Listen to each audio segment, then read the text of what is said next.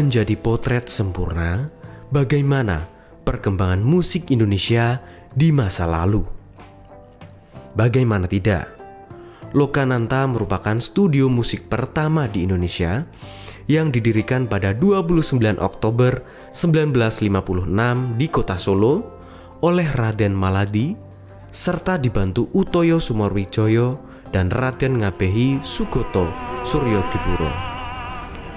Nama Lokananta diambil dari bahasa Sanskerta yang berarti gamelan dari kayangan yang bersuara merdu.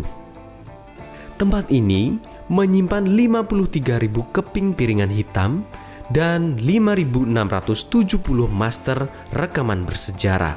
Salah satunya rekaman pembacaan teks proklamasi oleh Insinyur Soekarno. Sebagai titik nol musik Indonesia, Lokananta sempat mengalami kejayaan di era 1970-an hingga 1980-an dengan mengorbitkan sejumlah legenda musik Indonesia seperti Gesang, Waljina, Pink Slamet, Titiek Puspa hingga Sam Saimun. Sayangnya, memasuki era 90 hingga 2000-an, masa jaya Lokananta mulai redup. Berbagai upaya dilakukan untuk menghidupkan kembali Lokananta. Salah satunya dengan melakukan revitalisasi sejak 27 November 2022 melalui Kementerian BUMN. Revitalisasi Lokananta ini menghadirkan galeri atau museum Lokananta, studio rekaman Lokananta, panggung amphitheater, area retail F&B, dan galeri UMKM. Melalui revitalisasi ini, besar harapan Lokananta kembali berjaya dan menjadi cagar budaya yang harus kita jaga. Halo, saya Adis. Saya Sales and Marketing Representatif dari Lokananta, tepatnya PT Ruang Riang Lokananta.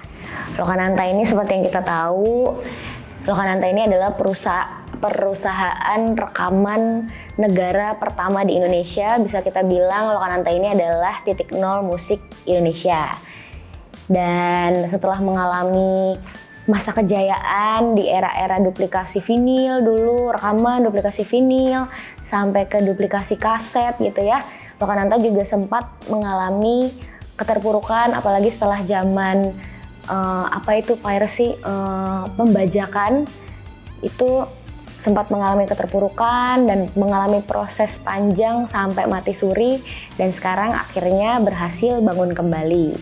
Dan Lokananta yang sekarang ini visinya adalah untuk menjadi creative and commercial hub bagi para musisi, seniman, UMKM dengan mengembangkan berbagai kegiatan dan program-program yang akan dijalankan nantinya gitu. Lewat apa? Lokananta ini misinya untuk menjadi destinasi cagar budaya musik Indonesia.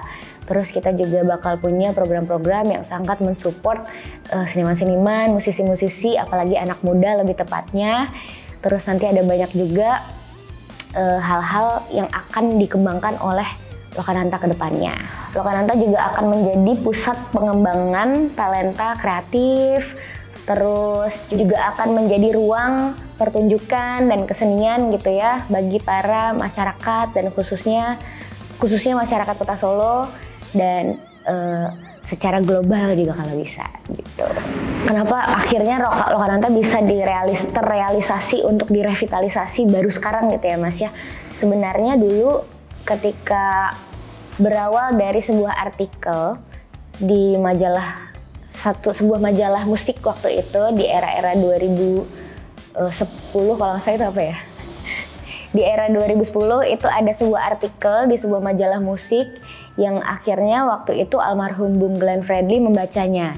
Kemudian Bung Glenn ini sangat tertarik dengan Lokananta karena dia selama ini belum tahu, oh di Indonesia ada ini gitu kan.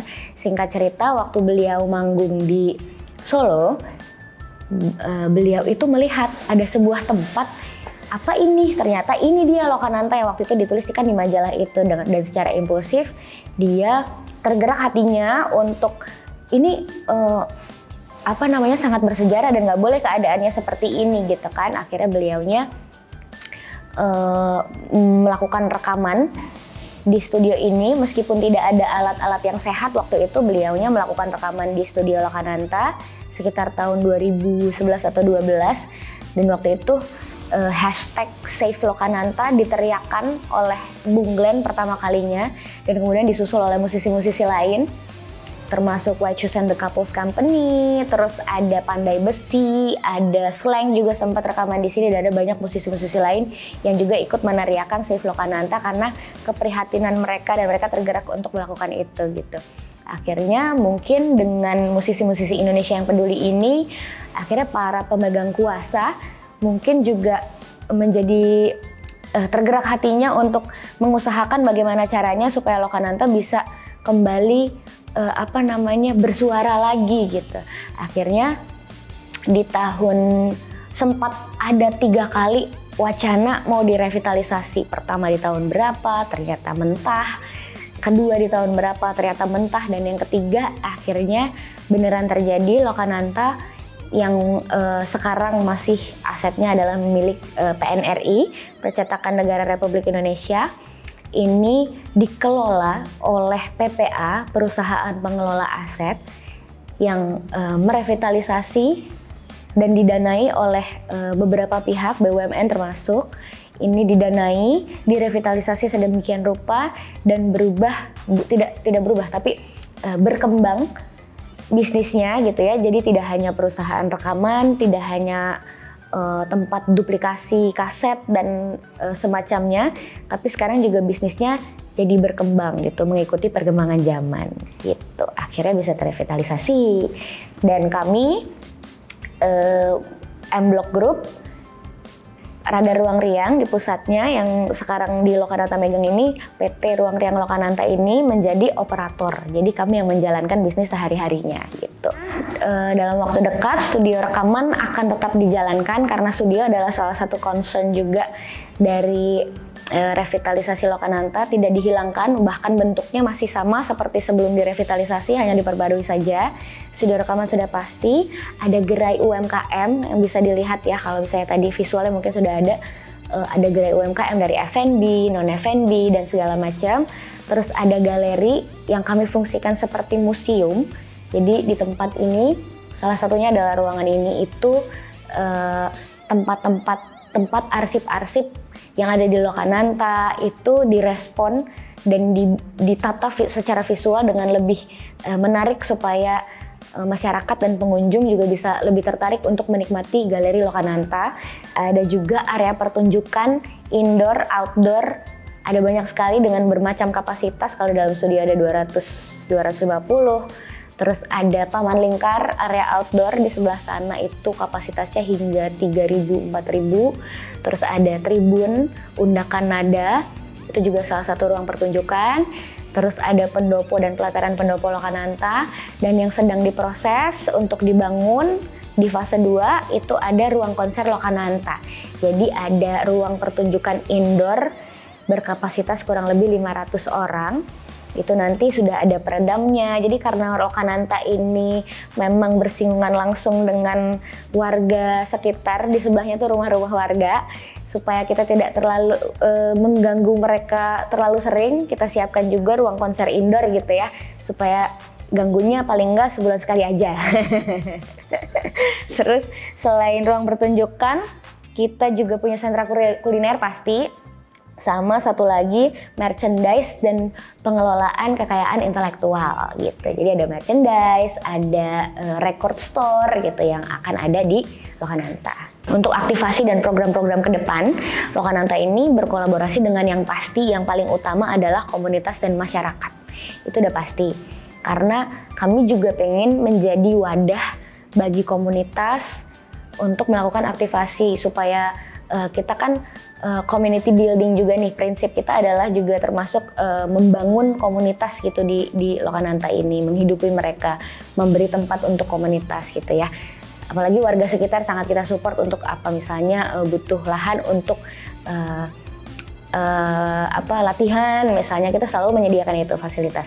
Terus kolaborasi kita juga terbuka untuk pihak-pihak brand yang mau melakukan acara pastinya ya. Acara, aktivasi, atau segala macam. Terus kolaborasi kita juga sama seniman, musisi, kalau mereka punya program dan bisa menjadi bagian dari program kami itu sangat terbuka juga. Gitu. Jadi terbuka sih sebenarnya dari mulai kesenian, olahraga bahkan sampai kedinasan juga kayaknya kita sangat terbuka, dan beberapa kali memang sudah dilakukan sih kolaborasi dengan dinas pariwisata, dinas pemuda dan olahraga itu sudah pernah dilakukan, termasuk for the first time yang dari tahun ke tahun itu selalu dilakukan di Balai Kota, pemilihan malam grand final, pemilihan putra-putri Solo dibawa ke Lokananta akhirnya untuk pertama kalinya gitu. Itu seneng banget. Selain yang tadi, kita akan selalu up to date ya, karena kita terbuka banget untuk setiap generasi, dari baby boomer sampai ke Gen Z. Pokoknya dari generasi ke generasi itu selalu kita ajak kolaborasi gitu. Maksudnya itu dengan keterbukaan dan dengan keterbukaan dan kolaborasi dan program-program yang selalu up to date tuh kayaknya kita juga akan ikut mengikuti riding the wave gitu sama perkembangan zaman. Lokananta, antusiasme masyarakat sejauh ini di galeri ini yang paling utama ya, begitu galeri dibuka sampai tiket war, kayak mau nonton konser Coldplay gitu ya, sampai tiket war karena memang kami terbatas kuota sayangnya, tapi sekarang sudah mulai ditambah dengan tenaga kerja yang juga semakin ditambah, dengan durasi yang bisa adjustable gitu. Galeri pastinya sangat attract pengunjung, terus tenan-tenan juga ya kayaknya, dan yang pasti yang paling attract masyarakat itu aktivasi. Jadi acara apapun di Lokananta itu sepertinya akan mengundang keramaian gitu. Jadi kami sangat berusaha event komersil, event non komersil, sekecil-kecilnya eventnya misalnya cuma kayak workshop kecil atau bedah buku sambil piknik, itu juga tetap kita jadikan aktivasi dan memang kami share seluas-luasnya gitu untuk mendatangkan pengunjung, dan antusiasmenya ternyata di luar ekspektasi sih, luar biasa gitu ternyata. Sampai hal-hal yang kita kira bikin acara ini kayaknya ada nggak ya peminatnya, ternyata ada gitu. Sponsornya juga, kok dapat ya sponsor gitu. Jadi kayak emang di luar ekspektasi, dan peminatnya ternyata memang seluas itu gitu. Dari anak muda, anak kecil bahkan sampai yang tua banget gitu juga datang ke Lokananta. Yang ingin disampaikan Lokananta ke masyarakat luas adalah Lokananta sekarang sudah bisa dinikmati oleh siapapun. Masyarakat luas nggak perlu takut lagi untuk masuk ke Lokananta, dan kami sangat terbuka untuk berkolaborasi. Tinggal kita sama-sama belajar gitu ya untuk saling mutualisme. Semoga kita bisa membagi banyak hal juga untuk masyarakat, dan masyarakat juga bisa memberi masukan-masukan dan program-program yang keren untuk Lokananta. Itu aja sih.